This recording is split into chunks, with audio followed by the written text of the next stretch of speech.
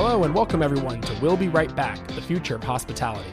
On We'll Be Right Back, we interview people from every corner of the service and hospitality industry, as well as representatives from organizations providing relief and resources as we learn how to manage and settle into this new reality after COVID-19. I am joined by our wonderful guest, Mark Schettler today, manager at Bar Tonique, service industry worker advocate. Please tell us a bit about you and your work. Hey, Greg, thanks so much for providing this forum for the industry, first and foremost. Right now, I mean, it's kind of all hands on deck. Any resource that is available to be leveraged, shared, whatever, to help people in this crisis moment is what I think most other industry advocates are doing. Yeah, like you said, there are a lot of irons in the fire right now. I believe it, man. 3 different city response committees, another one that's just local advocates, and then I'm convening my own, and that's just the conference calls to wade through every day. Like it's crazy. There's a hospitality and tourism committee. There is a business coordination committee, and we have a subcommittee of that for rental relief. And I think in the next couple of days, we're going to be getting another subcommittee out of that one for issues that people are having signing up for unemployment insurance. Additionally, what the effects of the CARES Act is going to be on how that whole process works, because there's certain things that, like with 1099 and so-called gig workers, which we still haven't had defined by the federal government, but though there's groups that they're capturing with the CARES Act and the $600 steroid shot that state benefits tend not to. There's potentially going to be a big issue with that. Where systems that already are struggling to keep up and catch everybody are now potentially not even set up to serve the people who they are supposed to be serving. So that might be coming together this week. I don't know. I don't know if I hope that it does or doesn't, but I hope they solve it without needing a committee. But that might be another one. As you know, this show is very focused on the economic blowback and the effects as we move forward and charting the future for the service and hospitality industry. Like you said, this definitely has its Venn diagram with the gig economy, with people who are not typically salaried, people who, are generally working hourly wages, that sort of thing. Yeah, I would jump in there to qualify. We don't always have the best language to speak to who we are serving in some of this activism in general. So I know I kind of have to say service industry because that exists, but I usually try to say it's anybody in the nightlife economy. If you're making a living at 2 a.m. on a Saturday night, I want to help you. That could be a security guard, a sex worker, a Uber driver, chef, whoever you might be, a musician, drag queen, whatever. We're all in the same boat together. So what are some of these committees or some of these initiatives you're working on to work with the nightlife community and just, the hospitality sector, service sector, whatever we want to call it? Where's kind of the angle you're attacking that from right now? A few days before we had the shutdown notice or the shutdown order come in Orleans Parish, I think a lot of us were starting to see the writing on the wall for that. The week before, there was the eviction suspension that was passed in the city, which was great. But I kind of immediately looked at that and said, hang on, that is great. And it's appreciated, but that's basically a dirty bandage on an open wound. You've stopped the bleeding, but you guarantee I lose the leg. Like once that eviction suspension is up, if I couldn't pay rent for this month, next month, or the month following, what, I'm going to owe you 4 months of back rent as soon as it's off? Like that doesn't jive. So I had started to reach out to other people, both within systems of government at that point and other folks within, again, the nightlife economy, as it became clear to me that, it was going to be time to start activating and getting these conversations going. I guess kind of sidestepping one thing that I guess is a strength of mine. I am not good at giving myself credit, maybe, is liaising between those two groups. I'm really confident and kind of enjoy code switching to go down to City Hall and work on things. And I actually really enjoy the legislative aspect of it.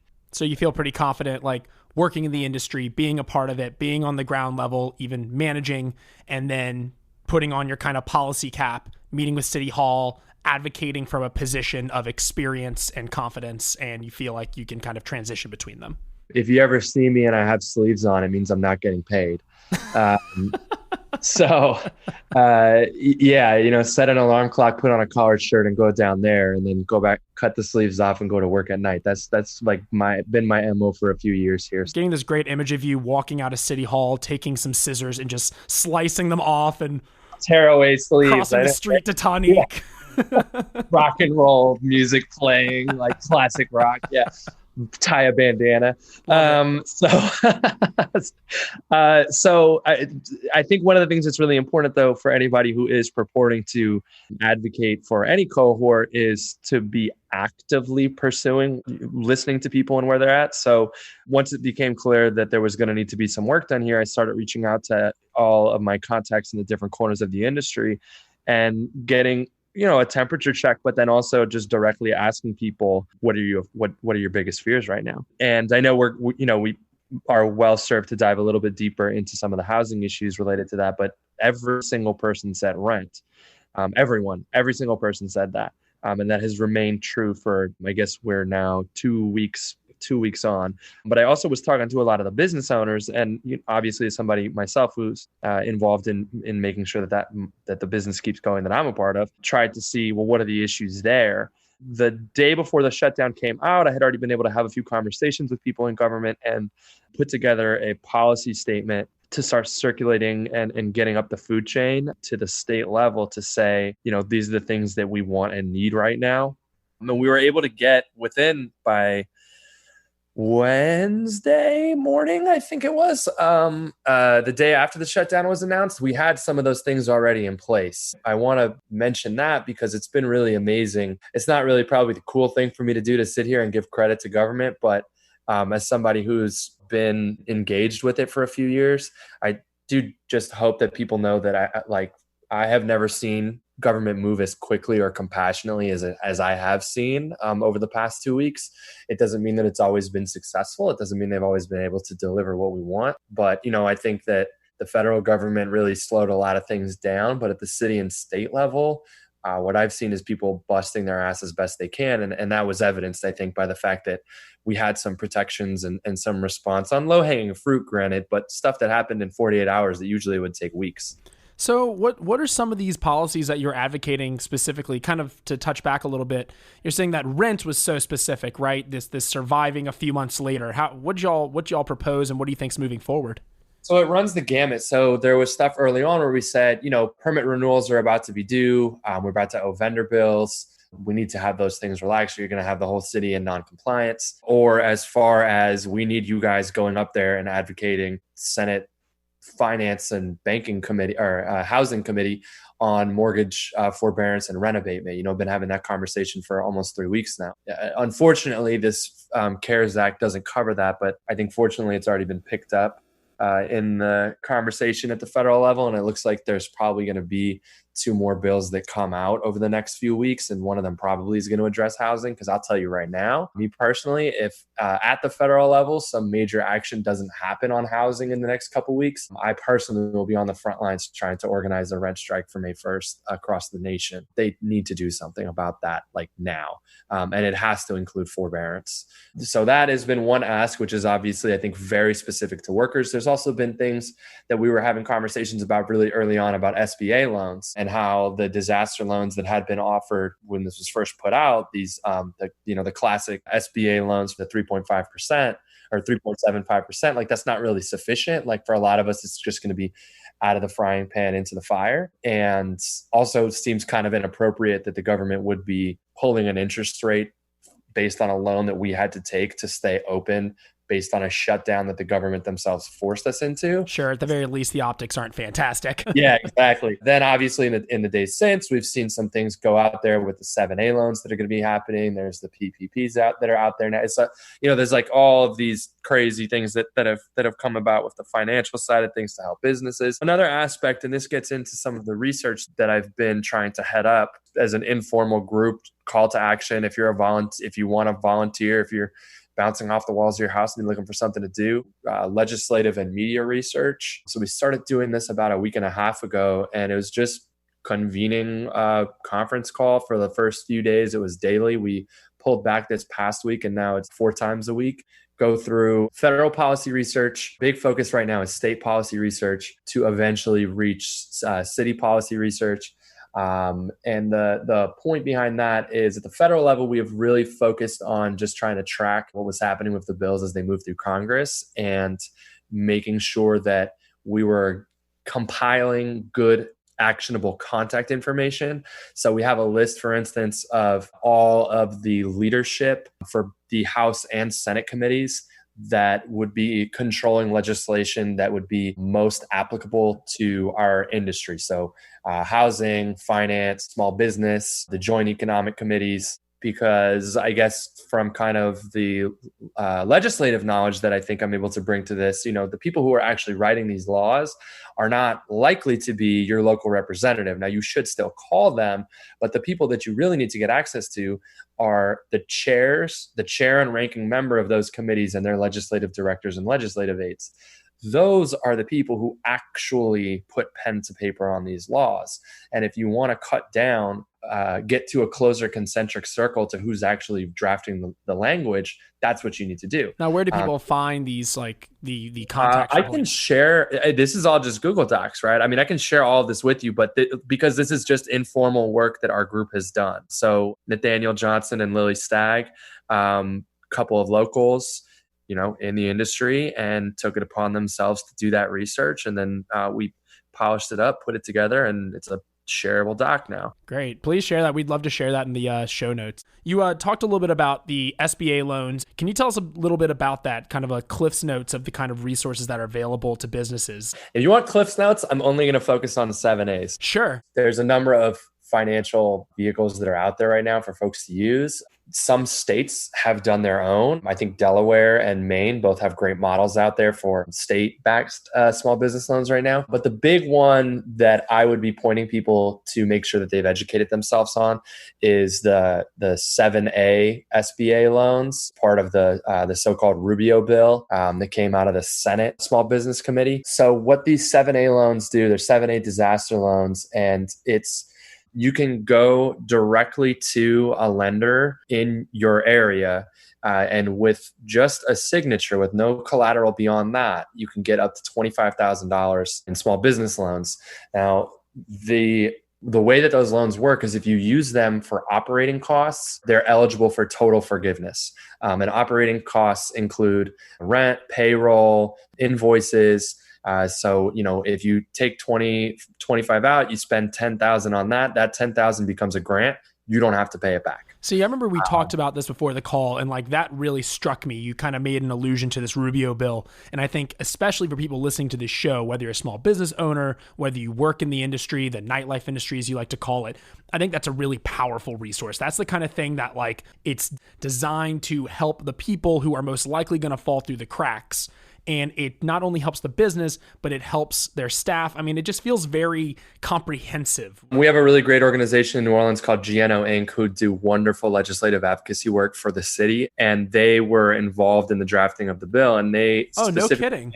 Yeah, and they specifically came back to one of the committees that I'm on and said, the spirit of the bill is to quickly get cash in people's hands and keep their businesses open and their employees on payroll. The House put in, they had their bill that came out first, and their small business committee was far less ambitious in what they asked for. And as far as I can tell, I think that they did that because they never thought in a million years that they'd be able to get the Republican-controlled House to go as far as they did. That is not the party that I tend to vote for, but I do have to give credit that that package really is good. Now, are there people that are going to fall through the cracks? Yeah, absolutely. Oh yeah, nothing's perfect, of course. Yeah, it's not the total panacea, but for most people, I think that is going to be a silver bullet to keep their doors open. Now, where the people I think are going to run into the most trouble are in cities like New Orleans, people in New York, in California. I am basing this on nothing but the information that I receive, but nothing explicit, nothing but everything I know.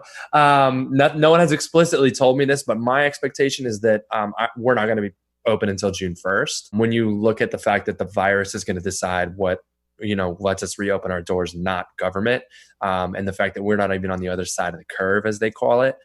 The problem I think the people that are who could qualify for those loans, who are going to end up running into trouble, are going to be the folks who it's not enough to actually carry them through until they can reopen. But, these are issues that are just going to have to keep being resolved. And luckily, that $25,000 number that I mentioned is not the limit of what you can qualify for. It's just what you can qualify for with only a signature.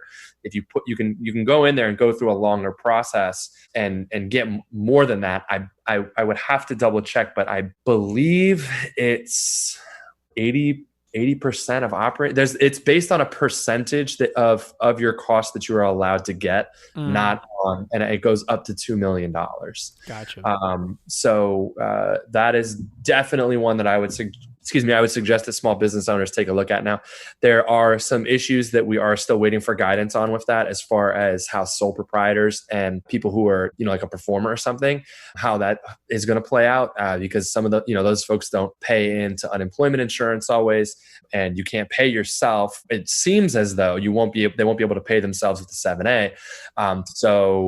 Is everybody going to get money except them? So there's some things that are still going to need to get hammered out. The models for response that are being instituted here are really looking back at response to hurricanes and flooding. What Fannie Mae and Freddie Mac and what all federally backed loans, which is probably housing loans, is probably like 70-80% of mortgages. The model that they're using for extending forbearance, that already exists. It's the Fannie Mae disaster extend modification.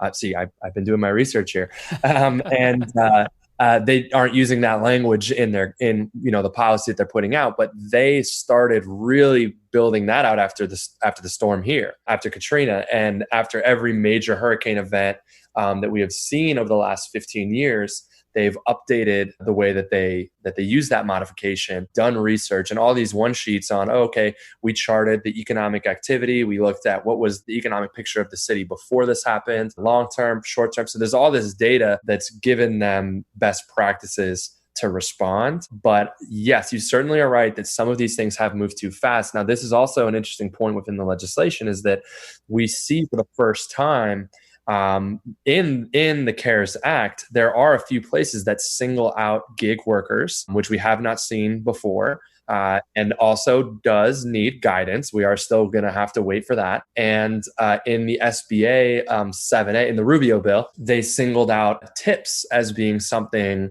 that would qualify for forgiveness, which also is a kind of a funny thing to me too. So they're using really broad 10,000-foot language.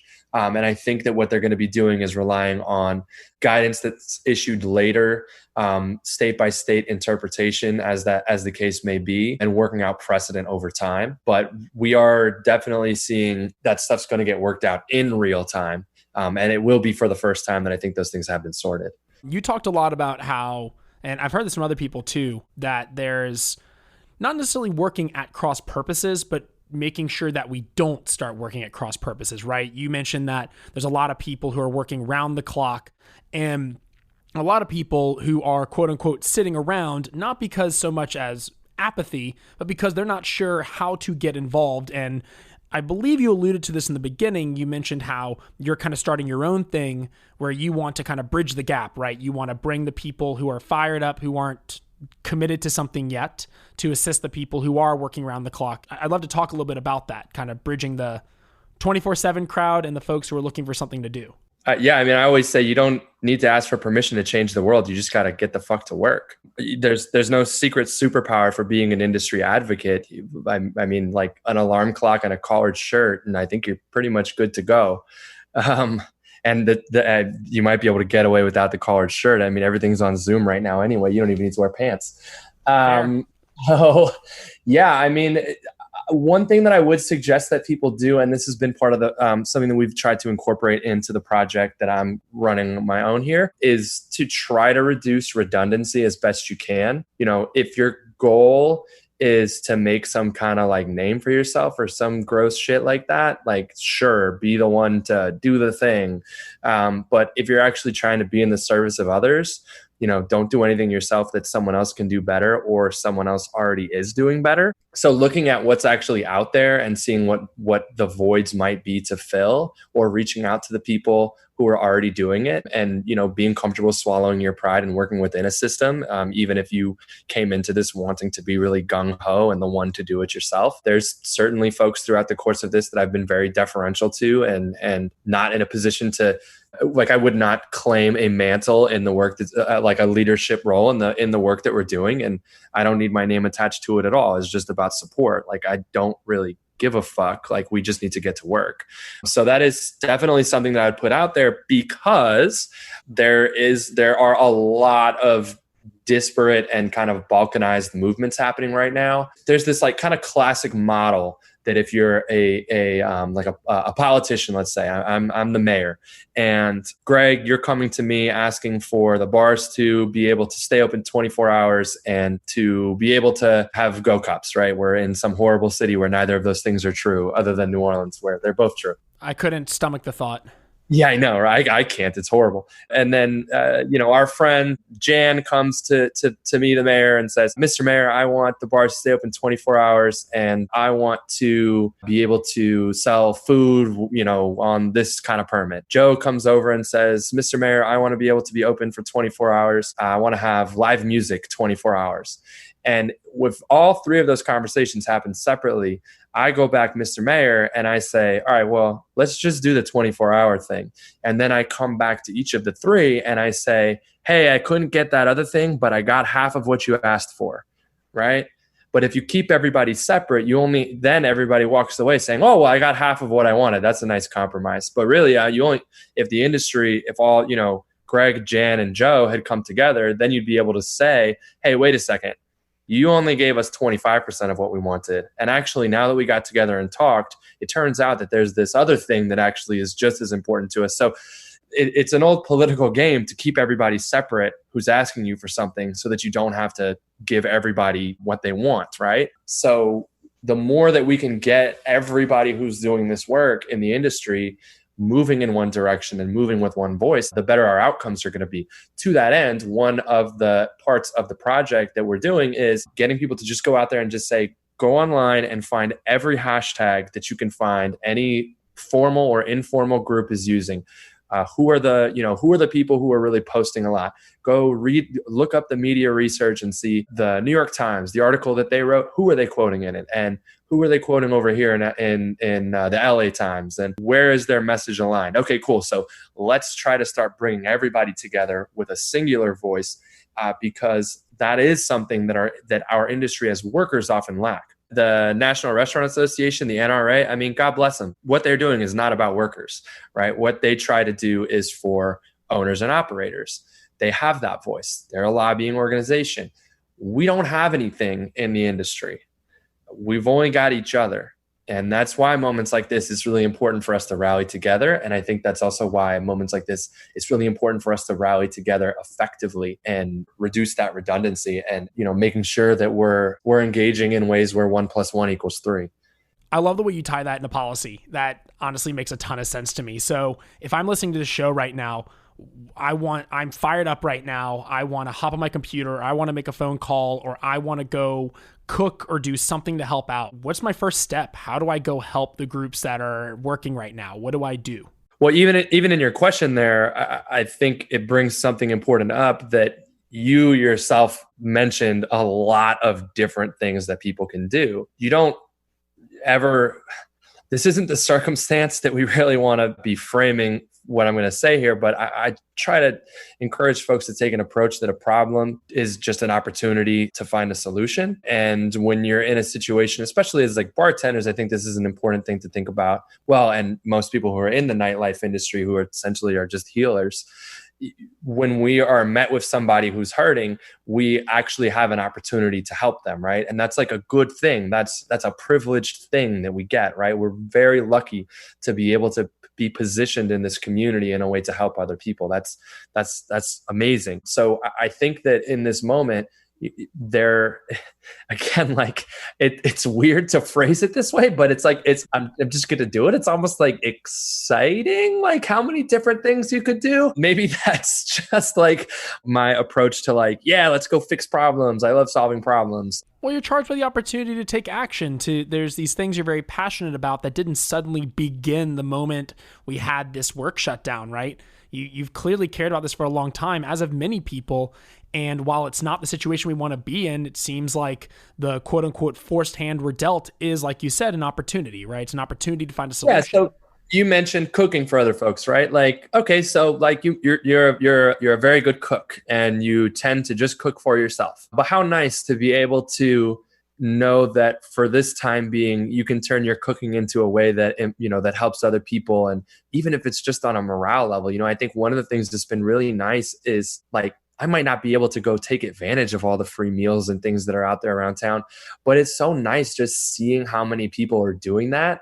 And that really gives, I think, a feeling of solidarity and pushes back against the isolation that, look, we're in fucking quarantine, right? But just keeping in contact with folks, I've had so many people just check in with me and just say, hey man, like, how are you doing? Whatever, like never before. That's like been carrying me through day to day, knowing that support is there. Cause I'll tell you, most of the time, as anybody who does work like this could tell you, no matter what the forum is, you don't get people checking in on you. And it's sometimes hard to know if you have the support of folks, but like people have really rallied, I think, right now. So even that is something. But if you're interested in the legislative aspect of these things, holler at me. Like, even if I'm not the one even if you're not working with me, like I damn sure can point you to the people who are doing the work.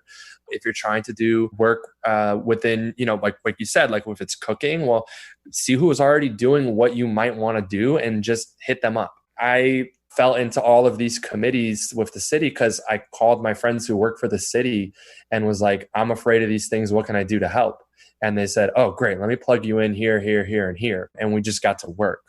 You don't have to reinvent the wheel, right? I don't want to, I'm kind of like hearing, I don't want to like totally counter what I was saying about, not needing to ask for permission to change the world. But like, if you're trying to get results, just go find who's already doing the thing that's appealing to you. And then in the situation, like with the legislative research that we're doing, nobody was doing it. So I looked around and was like, oh, well, I guess we're going to do it then. Well, see, I don't think they're contradictory messages, right? I think that what you're saying is like, don't ask for permission to go do things, but also don't work at cross purposes. Like being coordinated is not the same as asking for permission. Right. If you're in the service of results, then that's what you should be doing. If you're in the service of yourself, then, you need to talk to some other people before you re-engage. But, maybe it's just me being a New Orleanian, but I don't like the idea of sitting around waiting for the federal government to come and help me out because they don't have a great track record of doing that. And I can also tell you within the service industry, I'm not going to sit around and wait for other people to come and help me out either. We just had in New Orleans, our alcohol and beverage outlet ordinance was just rewritten for the first time, like a wholesale rewrite in about 40 years. That process was almost a year and a half to get it done. I was literally the only working bartender who was involved in that process, right? And like, whatever, give me a fucking trophy, right? But like the point really being, if we don't show up, then these conversations are just going to happen without us. If we don't engage in this process, like I promise you, not every industry faces like the erasure and invisibility that the people who work in the nightlife economy do. That is unique to us. I think that there's, we have this idea, and anybody who's serving, who's listening, who's a server who is listening will know the idea of invisible service, right? I fill up your water when you're not looking. If I'm bartending, your bar napkin's all wet and messy, and you pick up your glass to take a drink, and without you knowing, I replace it with a new one. That's something that we talk about, and I think that unfortunately, that is sometimes extended to the day walkers when they get to writing policy and things. Is this idea that we're invisible keeps going, and that is, that's going to be the case if you let it be the case, right? If you want something out of this government, if you want something out of your community, like you need to go get it. You need to go ask for it. That's as simple as it is. There's so many times over the years that I've interacted with policymakers from city and state level, and I'm telling them things that to me are just like, how the fuck do you not know this? But it's like, oh, you don't know this because you don't know any bartenders. And like we don't wake up when you would interact with us anyway. Or when we do interact with you, it's my job to listen, not my job to talk your ear off about what my problems are, right? Like I can't, something that's really nice about our industry is I can't be, a doctor, a policeman, a firefighter, a nurse, a garbage man. I can't do all of those things. But one thing that's really beautiful that we can do is every Friday night, we can make sure all those people are ready to go back out and save the world again, right? But they go back out on Monday morning and they gonna keep not giving a shit about us. And Friday night is not the time for us. And I think that, we know this is not the time for us to advocate for ourselves. At this point, like if you want to get involved, just go kick the fucking door down. Like the numbers are all out there, like when we did this congressional research and found the LDs and all this, it's like, we just looked it up. Like it's not that hidden, and like over time, like if you stick at it with, especially with this legislative side of things, if you stick at it, then like the calls start getting through a lot quicker, but nothing ever changes if you don't try to change it. I got nothing. That's such a great comprehensive answer. I mean, look, like my angle clearly, and maybe I'm just like, pulling these fucking insane hours and days and I'm just burned out right now. But like, it is kind of funny. I was talking to somebody the other day who works advocating in a different aspect of nightlife work. And we've been, conference calls from like 10 to 5 or 6 p.m. every day for like 2 weeks. And then, take a quick break and get back to work until you pass out. And it's been that way. And I was like, I think this actually is the hardest I've ever worked for a sustained period of time in my entire life. And he was like, fuck, I think that's also true, So maybe I'm just not like seeing clearly right now, but I will say, obviously I'm coming to this from like this like deep in the weeds legislative angle, but I don't want to put a thought out there that this is the only way to get active right now. I'm horrifically bad at social media. And that's part of why we just created a little committee within the volunteer group that is just handling media and all this. And I track it and I don't engage with that work because I suck at it. But there's a lot of good work that can be done there. You could go to an organization like, if somebody like me who's doing this work and say, hey, I'm not great at actually reading sections of laws that were written 5 years ago and deciphering it. But after you decipher it, I would love to put it, to go open Canva and put together something that could be shared on Instagram really quickly and help with the messaging on it. And I mean, I would be crying tears of joy if somebody made that offer, So there's so much to do. And I think it's really just about nudge, nudge listeners. Yeah, right. There's that old saying, like, if you can work with kids, you should work with kids. You heard that one before? I've always taken that like a more expansive view to it. And it's, if you can work with social media, you should work with social media. If you can work with policy, you should work with policy, whatever the case may be. My nonprofit does sexual violence prevention work, right? I grew up with my mom doing that advocacy work. And part of the reason that I started really diving deep on that in 2016 was because I realized that not everybody has as easy a time talking about those issues. And for me, it was like, oh, well, I am comfortable having these, like this vocabulary I have known for my entire life, looking at that landscape and seeing that there's no cis het men anywhere at all. And you kind of look at it and it's like, oh, okay, this is a tool, this is leverage that I have, this is a resource that I have, this is access that I have that is unique to me. Like, what do I have that's going to be the greatest like net benefit to my community? Find that and then play to your strength. I think that's a great note as any to end on. Cool. Yeah. Hey, you better cut me off eventually because I'm going to keep giving you notes to end on. No, man. I love it though. Like Return of the King, we just keep having endings to this movie over and over and over again. No, but seriously, man, this has been an amazing conversation. I really appreciate it. It's so good to have someone who's thick in the weeds on the policy side. You're an amazing advocate and we're so lucky to have you. So, please, and one last thing if I can say, anybody who's listening to this, who feels like they are doing something similar or they have any suggestions for me, please reach out. Like I by no means think that I'm like a super genius on this and the end all be all. Like I'm learning through it too. And if you want to help me out and get involved, like reach out to me. Well, on that note, please give us your shameless plugs. Where can people find you? Where can they contact you, follow you, see the work you're doing? What's the best way to find Mark Schettler? We took my website, my nonprofit was going through a tech overhaul when all this started, and we decided because I'm potentially talking about things that would conflict with the mission statement that we would just leave it offline. So there's no confusion, and the IRS comes sniffing around because I piss off the wrong powerful person. I'm on Facebook. I'm on Instagram. My Instagram is doggy dog. I don't use it it's more personal. My Facebook that's where I've been funneling most of this information to. I'm guessing anybody listening to this will be able to have access to the spelling of my name. So yeah, just Google that. It's public. I'm easy to find. Tonique. Yeah. I used to live in the quarter with my wife, and we loved Tonique. It was great. We're in the Irish Channel now. Miss it dearly, but Tonique was a great spot. Love what they've done over on Rampart. So y'all should definitely check out Tonique. Thanks, man. Yeah, we've like a lot of businesses take advantage of this moment to do some renovations that have been waiting for a long time. So I cannot wait. I never thought I would say this. I know I'm going to regret it. I can't wait to make a gin fizz again. No, you are definitely going to regret that. So Sazerac. I can't wait to make a Sazerac. There it is. No, man. Thank you so much. Have a good night, man.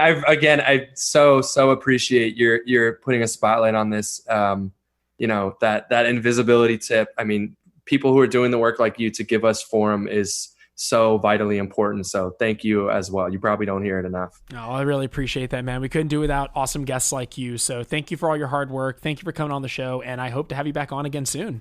Under better circumstances. Amen to that, man. You have a great one. All right.